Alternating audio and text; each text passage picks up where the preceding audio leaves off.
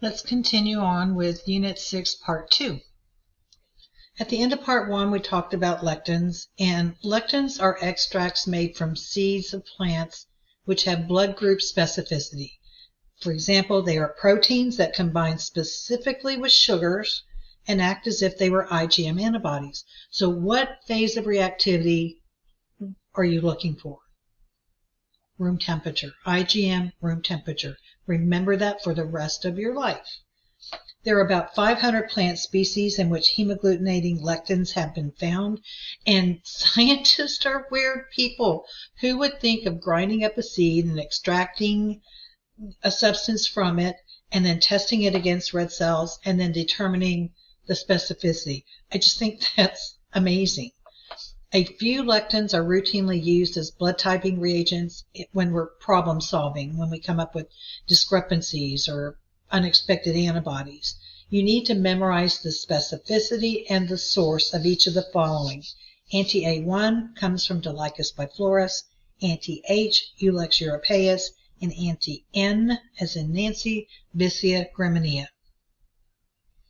I want you to have a basic understanding of the genetics of the secretor status and what that means. Secretor status refers to the presence or absence of water-soluble ABO blood group antigens in a person's bodily fluids such as saliva, tears, breast milk, urine, and semen. People who secrete these antigens in their bodily fluids are referred to as secretors, while people who do not are termed non-secretors. The secretor genes affect your ability to have A, B, and H antigens present in your fluids. It's controlled by a secretor gene, and there's two alleles, big SE and little SE. You only need one copy of the big SE gene to be a secretor. So you can be homozygous or heterozygous, and you will be a secretor. The gene, little SE, is an amorph for which there's no detectable product. If you are homozygous for little SE, you will be a non-secretor. It is not linked to the ABO locus, but it's inherited independently. So in the secretor genes, we're going to also discuss Lewis, LE, which is another blood group system for which there are many alleles. The two that are most common are Lewis A and Lewis B. So these can be present in your secretions as well. The bottom line is, if you inherit the gene for Lewis as well as ABH, along with the secretor gene, either a single dose or a double dose, those antigens will be present in your secretions. Antigens. If you are homozygous for the secretor, the little SE, then there will be no A, B, or H in your secretions. And if you're little le, which is, again, an amorph for which there's no detectable product, you will not have Lewis genes in your secretions. So again, the big SE, along with a Lewis, along with ABH, will be in your secretions. Those antigens will be in your secretions. If you're little le, regardless of whether you're a secretor or not, there will be no Lewis substance in your secretions. And for ABH, if you have the secretor gene, they will be there. If they're not, they won't. Secretor studies are very helpful in defining weak subgroups, especially in the ABO blood group system, or resolving genetic makeup of individuals with an unusual blood group. 80% of Caucasians are secretors, 20% are not. And I want you to know that.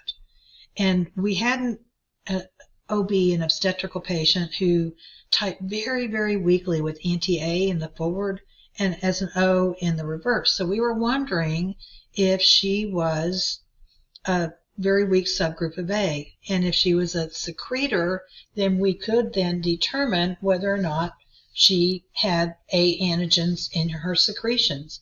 And so we needed, of course, positive and negative controls. So my colleague and I, we chewed on a rubber band, developed a lot of saliva. We did the processing of the saliva, and we determined that I was a secretor and my friend was not. And so we did the test, and I can't remember the outcome. But again, it's so nice when you can use these obscure tests in the clinical laboratory and come up with an answer. Let's talk about subgroups of A. There are different levels of expression of A antigens on the red cells, which are classified into subgroups, and this is based on the amount of A antigen carried or expressed on the red cell surface, and in secretors, the presence of the antigens in the saliva. These variant genes produce a weaker than normal expression of the A antigen. The most common subgroups of A are A1 and A2. 80% of group A individuals are A1 and 20% are A2. I want you to memorize that fact. The transferase produced by the A2 gene differs from that produced by the A1 and causes a less efficient conversion of H chains to A, resulting in less A antigens on the surface and more H. I want you to memorize the differences between A1 and A2. A1 has more A and less H antigen on the cell, and A2 is the reverse. It has less A and more H antigen. So if you look at the picture, this is an A2 person. You see a lot of group A antigens and a lot of group H.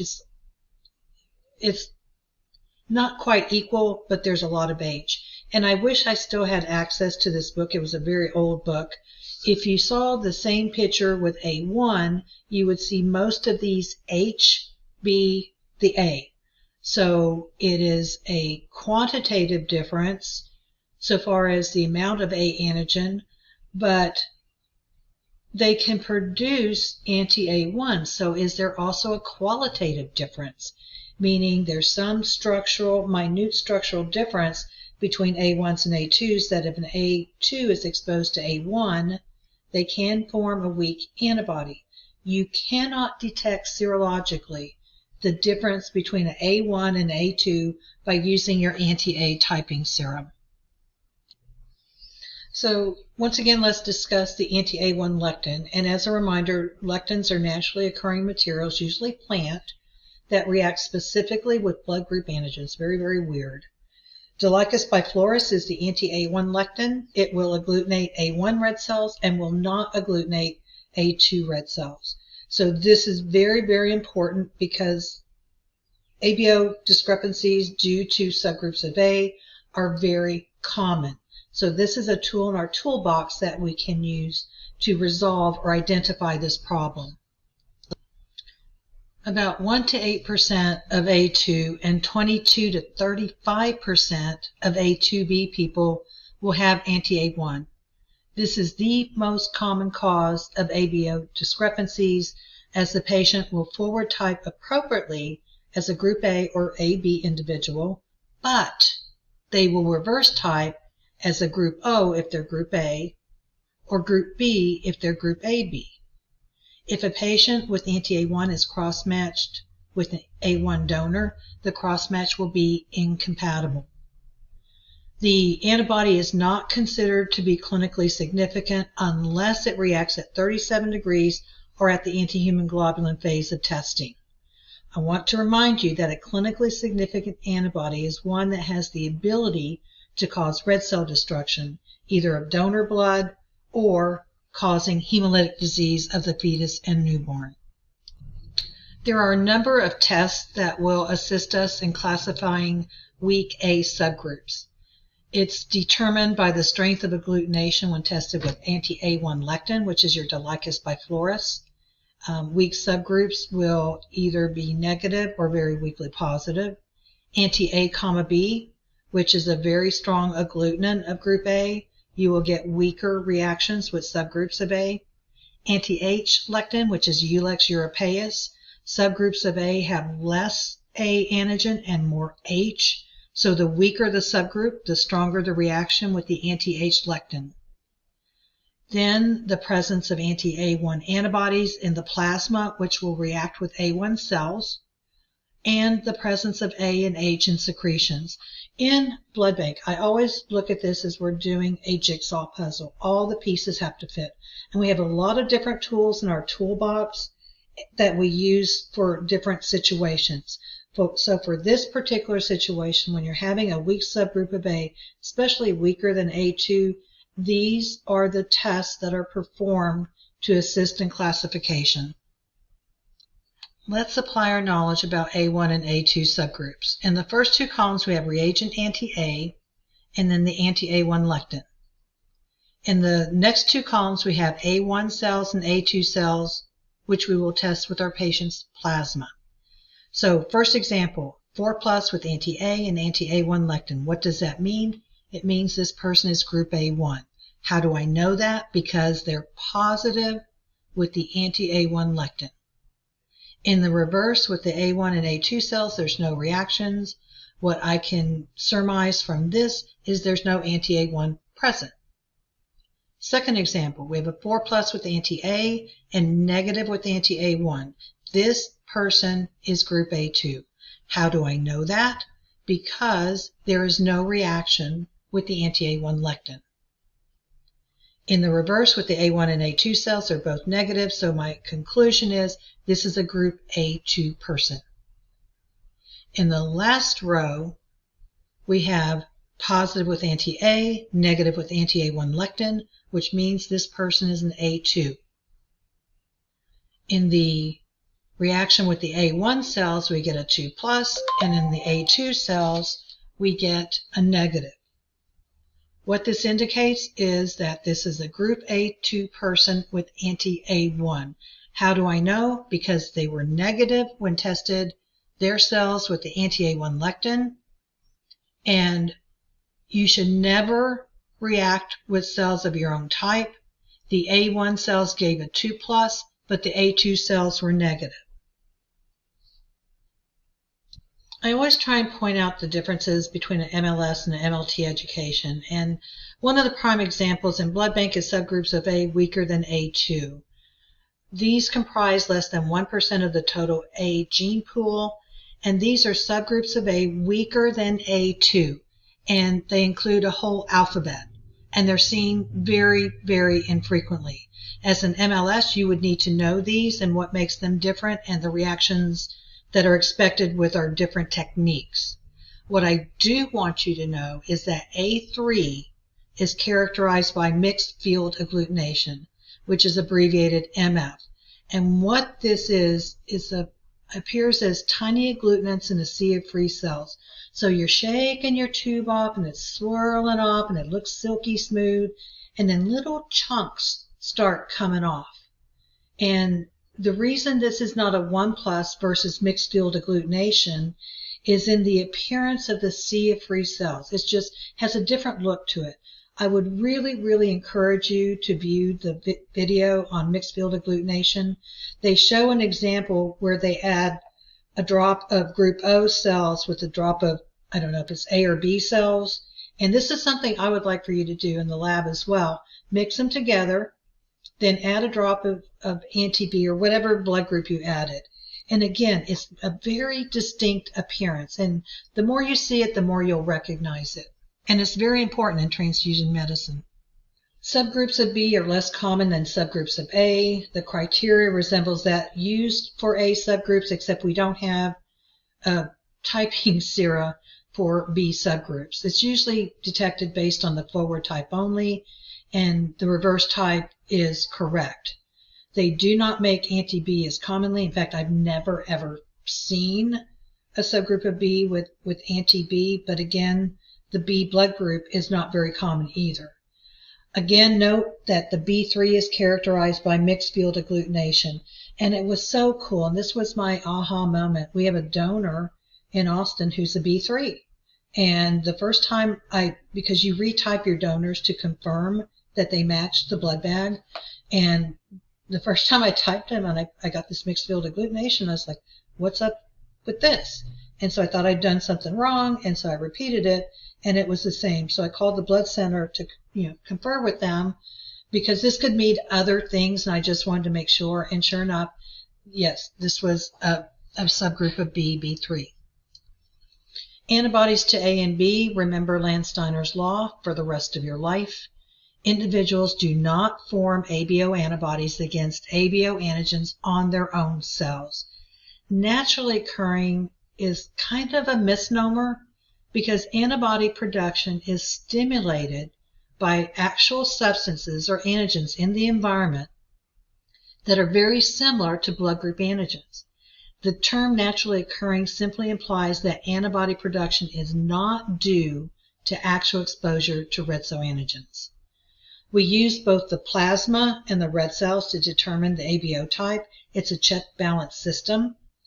The forward must match the reverse, or you have a problem that must be resolved before transfusion. Antibodies to lacking ABO antigens must be present. It's very important that you know about the development of anti-A and anti-B throughout life. Antibody production begins during the first few months of life. Babies cannot be reverse type for two reasons. One is the antibodies present in the baby are from the mom. And of course, what is the only antibody class that can cross the placenta?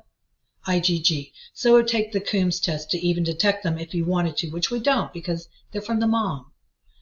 Babies are not born with their own antibodies. They become detectable at about 3 to 6 months of age. I worked at a large hospital with a huge neonatal intensive care unit, and we never did reverse types on babies until 3 months of age. We are only allowed, 1 ml of sample. Why would I want to waste any of that precious serum on doing a reverse type when I know it's going to be negative? So again, it's common practice in the transfusion service that we don't do reverse types on babies. Once the antibodies are produced, they remain at a constant level until the aging process sets in, wherein that the antibody levels can start to decline and we can start getting some false negatives. The complete absence of ABO antibodies is exceedingly rare. I mentioned anti-A, B a couple times in this lecture, and I want you to know that Group O people have 3 ABO antibodies: anti-A, anti-B, and anti-A, B. And we'll talk in the future about why this is important, but I do want you to know that anti-A, B may react more strongly than anti-A or anti-B with some weak A or B subgroups. So that's a reagent, that's a tool in our toolkit when we're working up weak subgroups. We use anti-A, B to test Group O donors to retype them. So then there's no need to use anti-A or anti-B. It saves money. Because if you're using anti-A, B and you get negative, then they're Group O. But if you use it and you get a positive or a weak positive, then you will type your donor with anti-A and anti-B. Anti-A, B may also be used to type babies as their antigens are not as well developed at birth. And this is more when there is a discrepancy. Let's say that you get a 1+ with either anti-A or anti-B. By using the anti-A, B, it kind of confirms because it's going to give a stronger reaction. Again, when you're doing your forward type, if you're not getting 4+, then something's wrong and you want to repeat that test. Because unless there's a weak subgroup going on or some other situation, the forward type with any typing sera should be 4+. ABO antibody characteristics, they react best at room temperature because they are IgM. So that's why you do not put your ABO blood typing tubes in the incubator, which one of my students did one year. And I said, why did you put those in there? And stumbled around. He didn't follow the directions. So again, react best at room temperature. In fact, if you put them at 37, the reactions will go away. They agglutinate saline suspended red cells. No additional reagents are necessary. It's wonderful. You wash your cells, you add a drop of the reagent, boom, you're done. It may produce hemolysis in vivo and in vitro, most commonly observed in Group O mothers who gave birth to an A or B baby. And when I was doing my testing, I set everything up, and then I read my ABO, I read my screens, get those incubating, then read my ABO. And then I noticed time and time again that when a Group O mom had usually an A baby, that the reverse cell was hemolyzed. And that just shows you that during pregnancy, this antibody can become even more potent. In routine testing for ABO groups, you are a scientist. And in each experiment that we do, we have knowns and unknowns. In the forward test, we're testing known antiserum, which is the antibody, with unknown patient cells, which contain the antigens. In the reverse, we're going to test unknown serum, which has the antibody, with known A and B cells, which have the antigens. These must match. If they don't, failure to match equals an ABO discrepancy, for which you're going to have to use additional testing. So again, forward type, we're testing for unknown antigens. In the reverse type, we're testing for unknown antibodies. You must know the purpose of everything you're adding to every tube. I know I'm starting to sound like a broken record, but this is what makes you a blood banker. You're not a robot. So if I know that something's known, like a typing sera, then I know I'm looking for unknown antigens. This is the end of part 2.